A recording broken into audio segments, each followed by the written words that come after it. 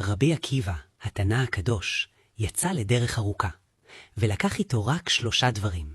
חמור כדי להקל על המסע, תרנגול שיעיר אותו ללימוד ותפילה, ונר קטן כדי שיוכל להמשיך ולהגות בתורה גם בחשיכה.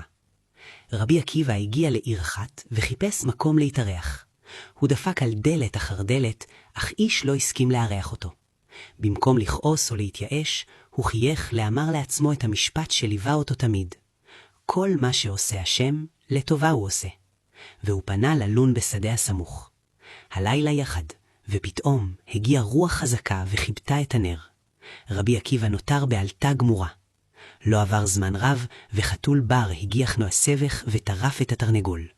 ורגע לאחר מכן, אריה רעב הגיח מהיער וטרף את החמור. בתוך רגעים ספורים, רבי עקיבא נשאר לבדו. בלי אור, בלי אמצעי תחבורה, ובלי דרך להתעורר בזמן.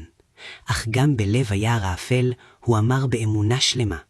כל מה שעושה השם, לטובה הוא עושה. עם עלות השחר, גילה רבי עקיבא את הנס הגדול. בלילה פשט גדוד שודדים על העיר שסירבה לארח אותו, וכולם נלקחו בשבי. רבי עקיבא הבין מיד, אילו היה הנר דולק, השודדים היו רואים אותו.